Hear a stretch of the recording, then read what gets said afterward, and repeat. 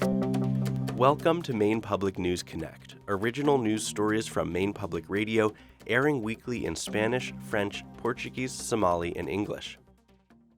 Today is Friday, December 2nd. I'm your host, Ari Snyder, and here are the week's top stories.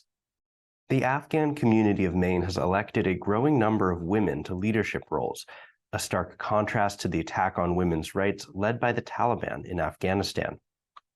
Shamail Kargar was elected community president earlier this fall. She says she's happy to be working alongside other Afghan women to serve the community. But Kargar, who fled Afghanistan 3 decades ago during the Russian invasion of her country, said it's deeply sad to see a new generation of Afghans forced to flee. Since the end of the American occupation of Afghanistan last year, about 250 Afghan evacuees have been resettled in Maine. In Maine politics, Rachel Talbot Ross is set to make history as the first Black Speaker of the Maine House of Representatives. Talbot Ross is a Democratic state representative from Portland and was nominated by her party to lead the chamber, where Democrats have a majority. Talbot Ross's rise to Speaker comes 50 years after her father, Gerald Talbot, made history when he became the first Black person ever elected to the Maine legislature. Talbot Ross said she was deeply humbled by the nomination and intends to help advance Governor Janet Mills' legislative agenda. The Janet Mills administration says it is close to finishing work on a proposal to help Mainers cover rising energy costs this winter. A spokeswoman for Mills says the goal is to provide financial relief to middle-income and low-income households. Spokeswoman Lindsay Crete didn't share any specifics, but she says Mills plans to speak with Democratic and Republican legislative leaders to get their feedback before releasing a proposal as soon as December. Heating oil was averaging $5.71 per gallon statewide in November, close to the highest it's ever been in Maine. Additionally, the University of Maine recently received a grant to help communities start wood banks, which provide free firewood to help families heat their homes.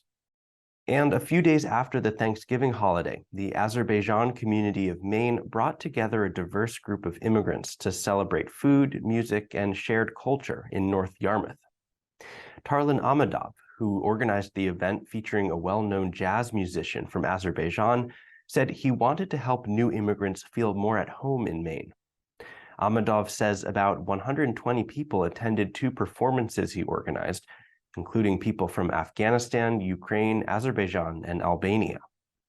Amadov says he's hoping to organize more events to help immigrant communities share culture with each other and learn more about American culture. For Maine Public News Connect, I'm your host, Ari Snyder. Thanks for tuning in.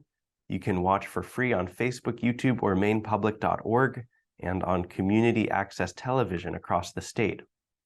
If you enjoy the program, feel free to like, comment, and share. You can sign up for direct links to the videos in your preferred language through our newsletter and WhatsApp groups. New episodes and newsletters are available every Friday. We love to hear from you, so as always, feel free to reach out with any thoughts or story ideas. See you next time. Maine Public News Connect partners with wonderful groups across Maine committed to providing access to important news and information for all. We'd especially like to recognize the Maine Immigrants' Rights Coalition, Presente Maine, the Congolese and Angolan communities of Maine, Amjambo Africa, Catholic Charities of Maine, the Greater Portland Immigrant Welcome Center, Portland Adult Education, the Portland Office of Economic Opportunity, Prosperity Maine, the Maine Health Access Foundation, and the Maine Humanities Council for their support and efforts.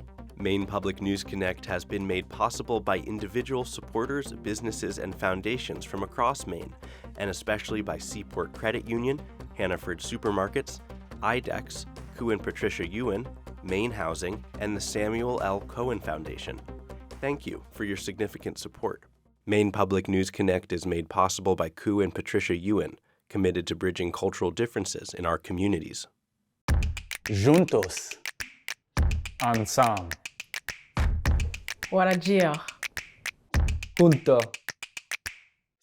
Seaport Credit Union. Together.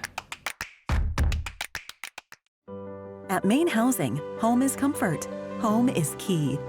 Maine Housing is here to help make homes warmer, safer, and more affordable for Mainers.